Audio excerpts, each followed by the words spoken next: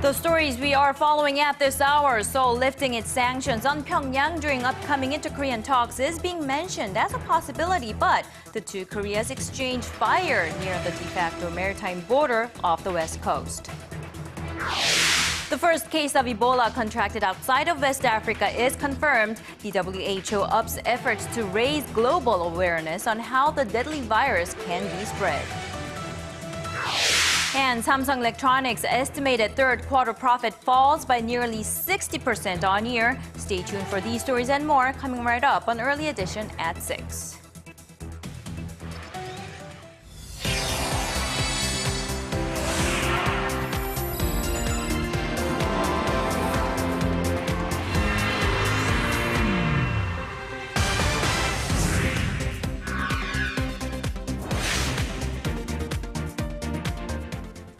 It's 6 in the evening on Tuesday, October 7th here in Korea. Live from Seoul, I'm Laah Hyun-kyung. And I'm Daniel Choy. Thank you for joining us.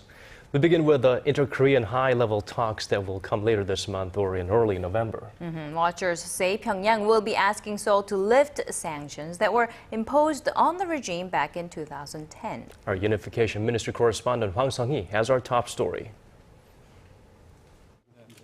When officials from the north and south sit down for talks in the coming weeks, the easing of sanctions imposed by Seoul 4 years ago will be a top priority for North Korea. The sanctions, instituted in response to the North's sinking of a South Korean warship, ban nearly all inter-Korean economic activities except those within the Kaesong Industrial Complex. Seoul says Pyongyang must assume responsibility for its involvement in the 2010 incident. For the May 24th sanctions to be lifted, our stance is that North Korea must first take responsible steps that can be fully accepted by the South Korean public. Considering North Korea had been raking in $3 billion annually from cross-border trade before the sanctions, its losses amount to at least $15 billion.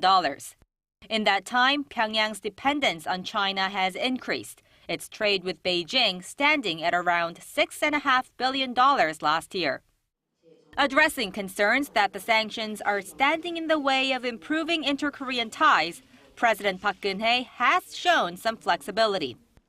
South Korean companies are taking part in a fresh trilateral project with Russia and North Korea, building a railway running from the North Korean port of Najin to the Russian town of Hassan. But before South Korea lifts any sanctions, it will also have to take into consideration the handful of international sanctions that have been slapped on Pyongyang over the years. Hwang Sung-hee, Arirang News. Meanwhile, a North Korean patrol boat crossed south of the de facto maritime border in the West Sea earlier in the day, exchanging fire with the South Korean military. South Korea's Joint Chiefs of Staff says warning messages were given and shots were fired. The North Korean vessel returned fire but turned back a short time later.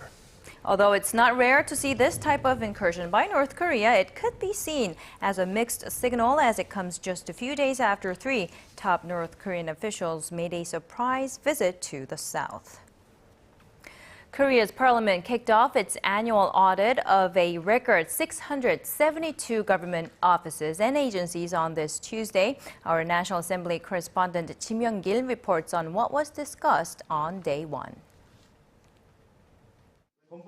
12 of 16 parliamentary standing committees got started with their audits of government offices this Tuesday. At center stage was the importance of promoting international cooperation to brace for a unification of the two Koreas. Rival party lawmakers urged neighboring countries like China and Japan to participate in various logistics projects with North Korea that will lay the groundwork for the two Koreas to become one again. Also up for discussion was the possible deployment of an American anti-missile defense shield in the south to deter ballistic missile threats from North Korea. The main opposition party raised concerns that stationing the terminal high-altitude area defense could disrupt the strategic balance within Northeast Asia and prompt Pyongyang to expedite its nuclear weapons program. The Seoul ferry tragedy was also back in the spotlight as lawmakers grilled government officials for the botched initial response and questioned whether dismantling the Korea Coast Guard was an appropriate follow-up measure. But the lack of preparation caused by the months-long political standoff over the ferry bill raised doubts about whether the audit will fulfill its purpose. The parliamentary audit should not be seen as political theater. Lawmakers should refrain from scolding and humiliating witnesses. We hope at this year's government audit, all agencies being inspected will submit all the requested information and data. We urge all the witnesses to give sincere answers. This year's audit was to be held in 2 separate sessions to analyze the agencies more thoroughly. But the plan was scrapped due to the gridlock over the Seoul ferry bill, raising concerns that the audit may be conducted in a haphazard manner. Kim Young-gil, Arirang News. It's an inconvenient time to own convenience stores here in Korea. It's an expected but still disappointing profit estimate. Rather, we're shifting to a different story now. Forgive me for that confusion. Samsung in its third quarter operating profit is expected to drop about 60% on year. With the recent release of Apple's iPhone 6 model, analysts warn Samsung will have to overhaul its smartphone portfolio if it wants to make up ground, especially in the U.S. market. Our Kim Ji-yeon has this report. Samsung Electronics posted its worst quarterly earnings in 3 years. In a provisional report released ahead of official figures due around the end of the month, the company says its operating profits dropped to $3.8 billion in the third quarter. That's a near 60% drop from the same period last year. Third quarter sales dropped more than 20% from the same period last year to $44 billion, mainly due to lagging sales of its high-end smartphones. The rise of competitors in China is seen as the main factor behind Samsung's declining global smartphone market share. The popularity of Apple's iPhone 6 and 6 Plus are also believed to have had an impact as consumers held back to wait for the new models, which were released last month. Eroding profits in its mobile unit has in turn affected other Samsung units that supply things like displays and processor chips. The analyst says the star performer was the chip business, which was expected to account for nearly half the third quarter profit. Due to this, a pickup in the fourth quarter is unlikely as saturation in the high-end smartphone market is further driving down unit prices of Samsung's smartphones while increasing the company's marketing expenses. Samsung says it's preparing for new smartphone lineups with innovative designs and new materials. It's also developing mid to low-end devices to compete in the ever-evolving market. Kim Ji-yeon, Arirang News. Now on to one type of business facing tough competition here in Korea. With convenience stores on virtually every corner, they are now trying to think outside the box to attract customers. Our Kim Min-ji takes us through some of their more unconventional services. Convenience stores in Korea are pushing to become more convenient than ever, evolving into so-called living stores that cater to the everyday needs of consumers. The number of convenience stores has jumped more than 60% from just 4 years ago. This translates into roughly 1 convenience store per 2,000 people. And it's growing to become a $12 billion industry this year. But with quantitative growth approaching its peak, convenience stores are now seeking new sources of profit by offering a new range of products and customizing stores to meet the individual needs of customers. 7-Eleven offers diverse products depending on store locations. In this store, we sell flowers and have imported a French underwear brand. We're also planning to offer more products that meet the needs of single-person households. Non-food products now make up about 17% of 7-Eleven sales, and the plan is to boost that figure to 20% next year. GS25, another popular convenience store, is offering a lineup of tech goods from cell phones and televisions to water purifiers. And some take it to another level by offering space to enjoy a cup of coffee or hold meetings. I didn't know these rooms existed. I hope to use one in the future with my friends when I do team assignments. Customers can reserve these rooms at just $1 per hour, along with free Wi-Fi access, printing facilities, and laptop rentals. We created this space with the purpose of attracting more customers by offering convenience. People visit our store not just to buy food, but to spend time. By shifting focus from their traditional money makers like instant foods towards new goods and services, convenience stores are striving to be more than just a quick stop shop. Kim Min-ji, Arirang News.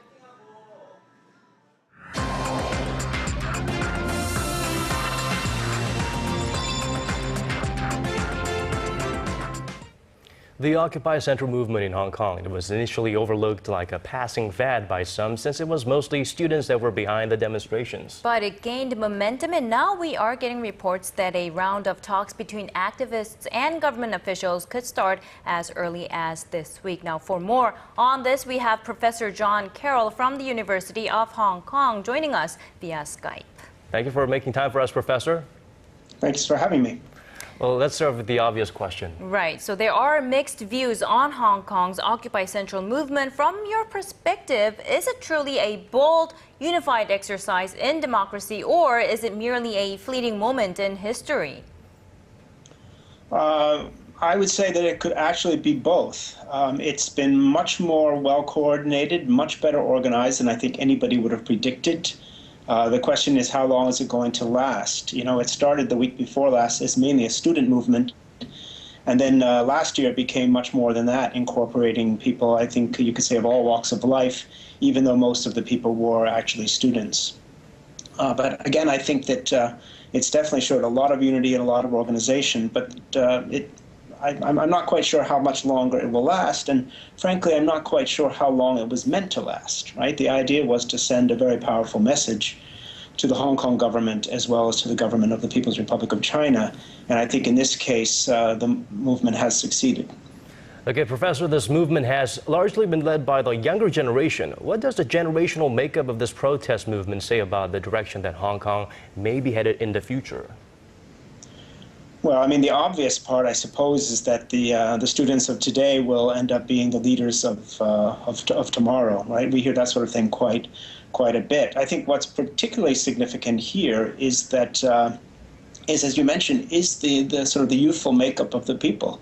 I was at Occupy Central, Occupy Admiralty, and sort of Occupy Causeway Bay last week, off and on, all week, and I was just struck by the youth, of the age of the people. And I mean, at a basic level, these are people who I don't want to say have the luxury, but they have the freedom to take off from classes. You know, they're not losing money from you know, lost wages and things like that in the same way. So to a certain degree, I think students always have a kind of luxury to protest in a way other people don't. And again, I'm not trying to at all to diminish the seriousness or the effectiveness of this, but I think that partly does explain why so many of the people are younger. Now, some speculate there could be groups seeking to accomplish their political goals by manipulating the student protesters. Have we witnessed any of that?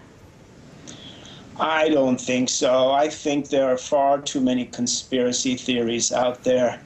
Just last week, I heard about some so-called research group in Canada that, on the one hand, claims that 9/11 was an inside job, but is also saying that Occupy Central is backed by the United States and other things like this. And I think anybody who's spent any time with the students or down at any of these Occupy movements would know that that's really quite ludicrous. I don't think anybody's manipulating the students.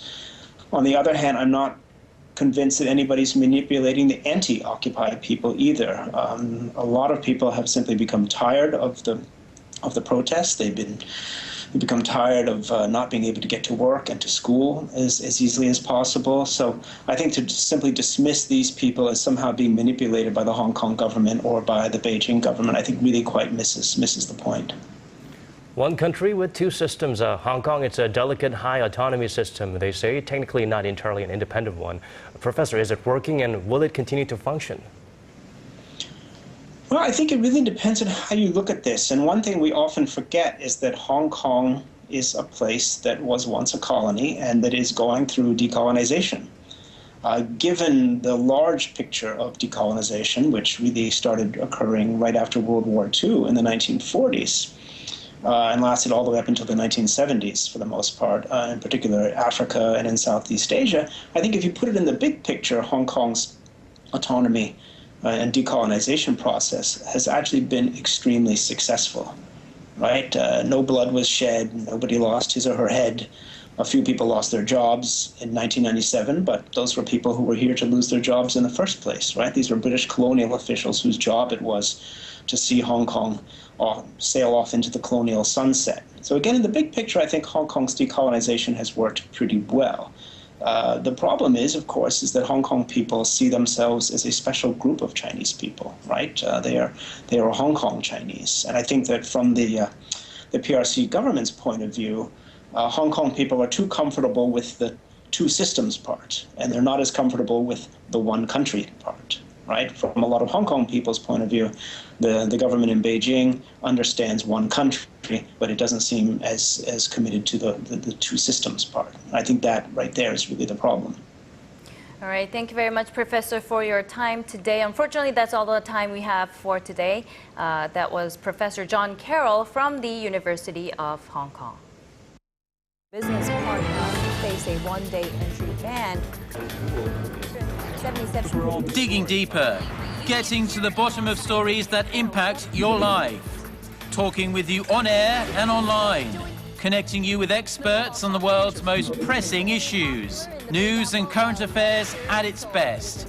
With Laah Hyun-kyung and Daniel Choy. Arirang News. Arirang News. On Early Edition at 6. The Ebola scare has now reached Europe with the confirmation of the first infection outside of virus-ravaged West Africa. The development has the World Health Organization upping global awareness on the deadly virus. Shin Se-min has this next report. A Spanish nurse has become the first person to contract the Ebola virus outside West Africa in the current outbreak.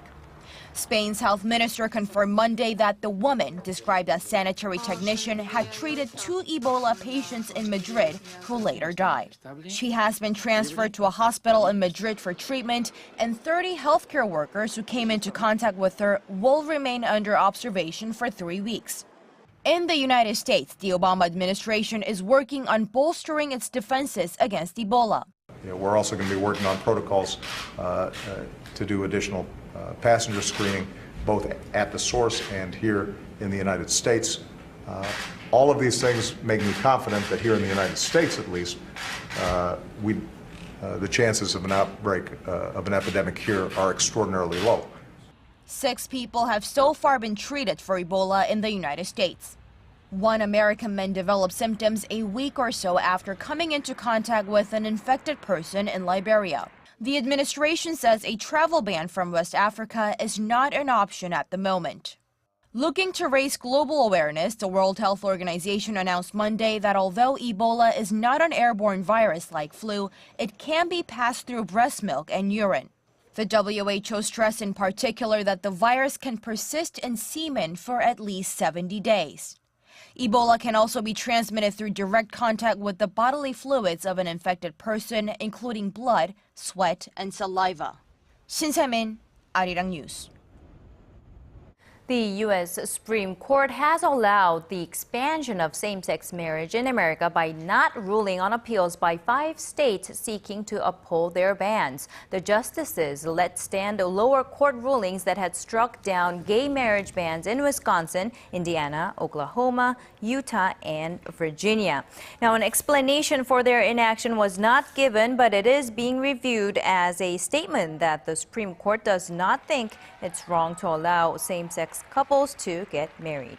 The move would clear the way for gay marriage to be legal in 30 states, which is up from 19, plus the District of Columbia. Challenges are pending in the remaining 20 states.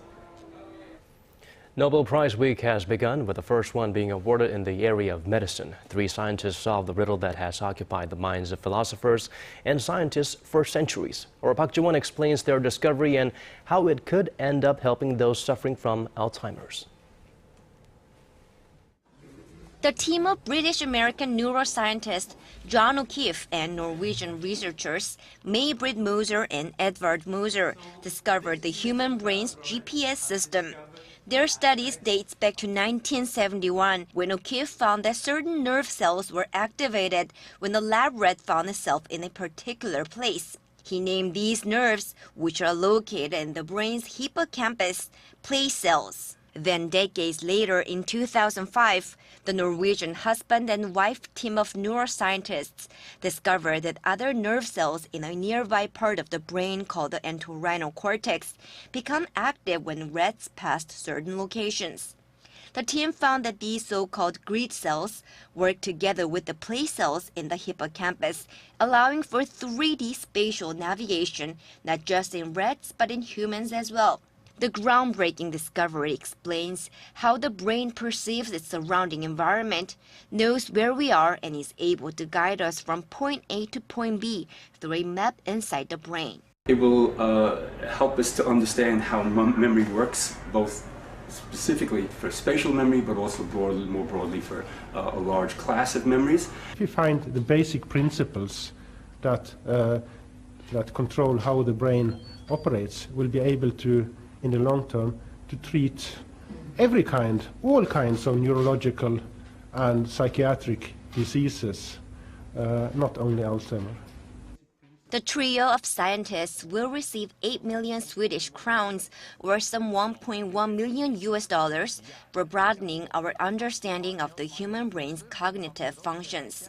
It's expected that their studies could ultimately benefit those suffering from various brain diseases, such as dementia, which affects some 44 million people worldwide. Park Ji-won, Arirang News. Well, it's fall, and for Korea, that usually means there are a countless number of festivals taking place around the nation. And if you can't venture too far away from the capital, you might want to pay extra attention to this next report by our Son Jang-in. She gives us details about 3 festivals taking place on the outskirts of Seoul. Producing a thunderous noise, the Black Eagles demonstrate their acrobatic moves, crisscrossing in perfect unison. Using the sky as a canvas on which to draw, the aerobatic team glides through the air, sketching different pictures with the white smoke from their tails. The vast sky is filled with planes shooting high into the air and plunging down again. The most interesting maneuvers are the tumbles, where the airplane literally tumbles head over heels, and also the reverse airflow maneuvers, where the airplane goes backwards. Also, the airplane can be flown in knife-edge flight on its side for long periods of time, and of course inverted. Also in Gyeonggi-do Province, the Yeoju Ceramic Festival is in full swing this week in the city of Yeoju. The festival features many ceramic works from various artists, as well as a range of hands-on activities such as baking your own pottery creation or smashing them to relieve your stress away. And over in the nearby city of Suwon, the Suwon Hwasong Cultural Festival will get underway, inviting local and foreign visitors to Hwasong Fortress, a UNESCO World Cultural Heritage Site. Visitors can have fun while learning more about Korea's Joseon Dynasty era. There are so many festivals taking place this week in Gyeonggi-do Province. We have the Air Show and the Suwon Festival. I hope people take some time to enjoy this splendid weather with their family and friends. Son Jang-in, Arirang News.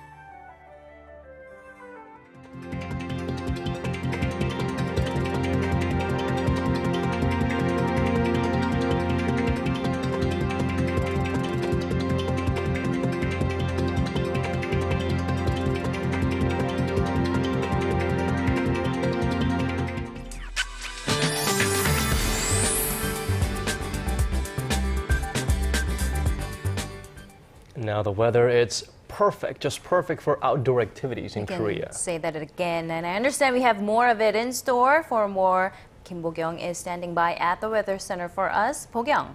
Guys, today is just perfect for taking a stroll outdoors, so if you haven't already, make some time to take a stroll. Now, we are enjoying another beautiful autumn day nationwide here in Korea due to a high-pressure system from China. The mercury is rising quickly compared to the morning, but keep in mind that temperatures will drop to the low teens as the night progresses. Also, the mountainous regions of Gyeonggi-do Province province as well as parts of the central and southern regions can expect frost early Wednesday morning. We have a national holiday coming up this Thursday, Hangul Proclamation Day, and some good news that Mother Nature will continue to be on our side. On to Tuesday's readings. Seoul hits 24, Daegu and Gwangju 25. On to other places. Jeju and Daejeon reach 23, Dokdo 20, Mount Kumgang 13. That's all the updates I have for you now. I'll be back with more after 8. See you soon. Thank you for that, Pyongyang. And that brings us to the end of our newscast. To our viewers in different time zones, have a wonderful day. This has been Daniel Choy. And I'm Laah Hyun-kyung. Thank you for watching. Daniel and I will be back same time tomorrow.